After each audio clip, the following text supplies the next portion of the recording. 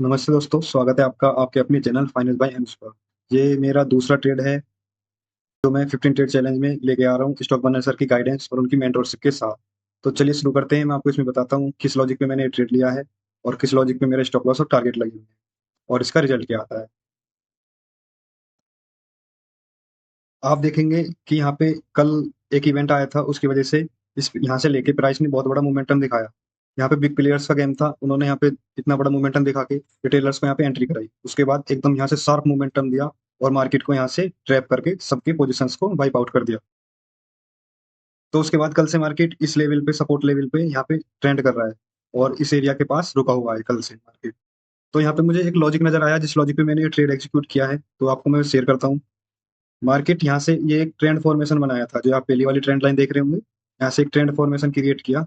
उसके बाद प्राइस यहाँ से थोड़ा सा पुल बैक दिखाया और ये जो 20 वाली लाइन है, व्हाइट वाली, इस लाइन से यहाँ पे रिजेक्शन क्रिएट की। रेड वाली कैंडल से 20 से प्राइस की रिजेक्शन आई। उसके बाद फिर नीचे ये ट्रेंड लाइन क्रिएट हो रही थी, तो प्राइस इसके साथ यहाँ से ऊपर की तरफ गया। फिर यहाँ से 20 के पास प्राइस जाके यहाँ से इसने फिर से रिजेक्शन ली और मैं इसमें इंतजार कर रहा था कि प्राइस कब इस ट्रेंड लाइन का ब्रेकआउट करेगा और मैं इसमें एंट्री प्लान करूंगा। तो यहाँ पे इस कैंडल से ब्रेकआउट आया और देन इस कैंडल के ब्रेकआउट के बाद मैं क्लोजिंग का इंतजार कर रहा था, जो इस कैंडल में क्लोजिंग आई थी रेड वाली। उसके बाद आप देखेंगे यहाँ पे क्लोजिंग के बाद प्राइस एकदम से शार्प नीचे की तरफ आया। तो मैंने यहाँ पे लिमिट में ऑर्डर लगा के रखा है, जो मेरा लाइव आपके साथ एग्जीक्यूट होने जा रहा है। यहाँ पे जो मेरा ऑर्डर लगा हुआ है, यहाँ पे एग्जीक्यूट होने जा रहा है। लॉजिक यही था कि इसके बाद ब्रेकआउट आएगा, ब्रेकआउट के बाद थोड़ा सा पुल बैक देता है तो देन मैं यहाँ पे एंट्री प्लान करूँ। और जो मैंने लिमिट में ये ऑर्डर लगा के रखा था, तो इसका जो स्टॉप लॉस था वो इस लास्ट स्विंग के और 20 के अपसाइड था, से थोड़ा सा ऊपर की तरफ था।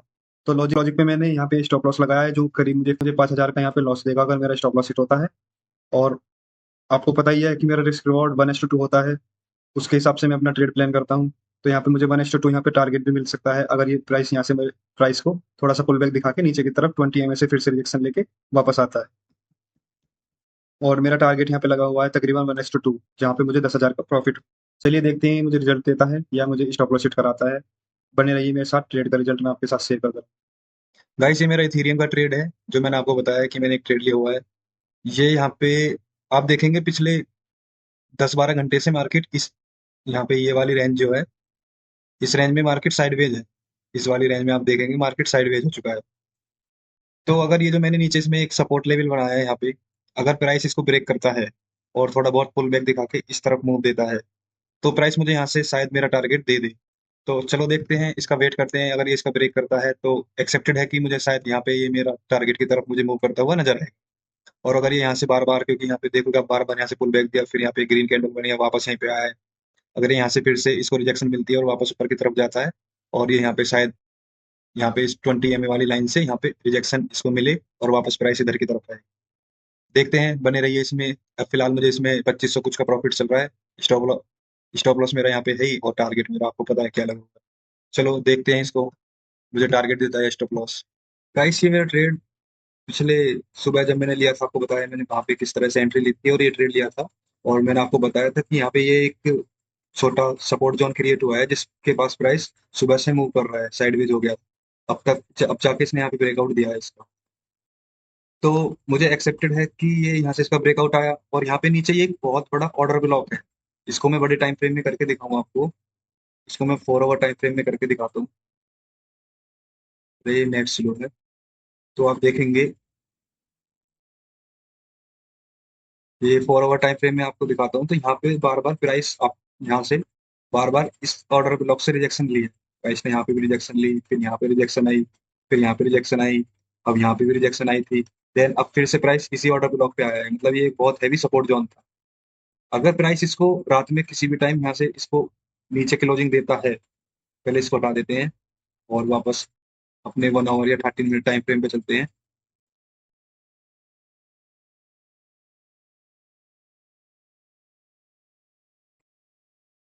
अगर प्राइस ने इस ऑर्डर ब्लॉक को यहाँ से नीचे, इसके नीचे क्लोजिंग दी और अगली कैंडल इसके नीचे क्लोजिंग पे आई, तो दैन ये मुझे ज्यादा नहीं, 1-1.5 घंटे के अंदर ही मुझे यहाँ पे रात को कभी भी किसी भी टाइम मेरा टारगेट हिट कर देगा, जिसमें मुझे तकरीबन 10,000 का प्रॉफिट होगा, जो मेरा 1:2 रिस्क रिवॉर्ड है उसके हिसाब से। और इसमें मुझे करंट आप देखेंगे यहाँ पे 6,000 प्लस प्रॉफिट चल रहा है और अब रात के 10 बजने वाले हैं। देखते हैं प्राइस मुझे यहाँ पे टारगेट देता है, स्टॉप लॉस मुझे एक्सेप्टेड है कि ये शायद यहाँ पे इसके नीचे यहाँ पे क्लोजिंग करे कैंडल, अगली कैंडल में 1 घंटे की में। तो अगर इसने नीचे क्लोजिंग किया और इसको बिटकॉइन की तरफ से सपोर्ट मिला, अगर बिटकॉइन ने भी फॉल किया और उससे सपोर्ट मिली, तो ये देन बहुत जल्दी मुझे मेरे टारगेट की तरफ जाता हुआ दिखेगा रात में, या अभी अगले 1 घंटे या 2 घंटे में मुझे दिख जाए तो मैं आपको अभी अपडेट करूंगा, या फिर सुबह देखते हैं कि हाँ मुझे टारगेट मिलेगा या स्टॉप लॉस, मैं आपको शेयर करूँ। गुड नाइट गाइस, मिलते हैं अगले दिन सुबह। आज 6 तारीख है सितंबर की 2025। तो ये मुझे कल संडे है, मैं इसे संडे में देखूंगा मुझे टारगेट देगा या स्टॉप लॉस। और मैं अब आपसे बात कर रहा हूँ, इसने इसको यहाँ पे मेरे आपके सामने ही यहाँ पे इसको नीचे तोड़ा है, पर यहाँ से इसको बार बार रिजेक्शन फेस करने को मिल रही है। तो देखते हैं इसके नीचे अगले 8 मिनट में क्लोजिंग आती है या नहीं। और मुझे लगता है कि ये मुझे अभी आपको बताते बताते टारगेट दे देगा। देखिए गाइस, इसमें कितना हैवी फॉल आया है और इसने मुझे यहाँ पे मेरा टारगेट भी दे दिया है, आपको बताते बताते मुझे इसने टारगेट दे दिया है। गाइस इसको कहते हैं क्रिप्टो मार्केट, ये बहुत ज्यादा वॉलेटाइल होता है। आप देख सकते हैं कि इसने मुझे यहाँ पे तुरंत ही, मैं अभी आपको बता ही रहा था कि ये क्या फॉर्मेट में आ सकता है, और जैसे इसने मुझे मेरा यहाँ पे टारगेट दिया और आप देखेंगे यहाँ से कितनी बड़ी रिजेक्शन आई है, और यहाँ से हैवी फॉल भी कर सकता है, कह नहीं सकते कुछ। तो गाइस आपने लाइव मेरे इस ट्रेड का रिजल्ट आपने मेरे साथ देख ही लिया होगा कि इसने मुझे यहाँ पे मेरा टारगेट दिया है, और मैंने आपके साथ ही टारगेट शेयर किया है।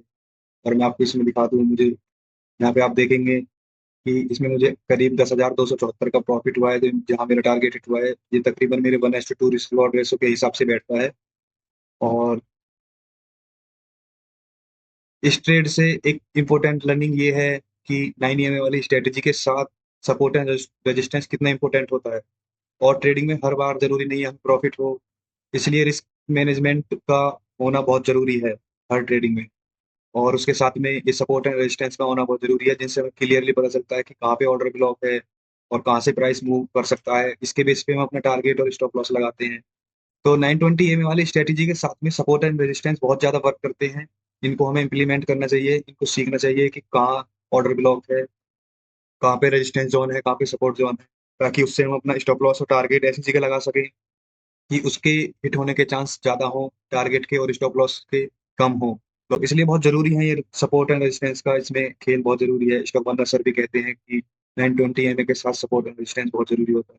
उनकी गाइडेंस एंड लर्निंग, उनकी टीचिंग से ही मैं इतना कुछ सीखा हूँ, जो आज मैं यहाँ पे आपके साथ लाइव इम्प्लीमेंट कर रहा हूँ इसमें, और मैं अपनी ट्रेडिंग को बेटर कर रहा हूँ।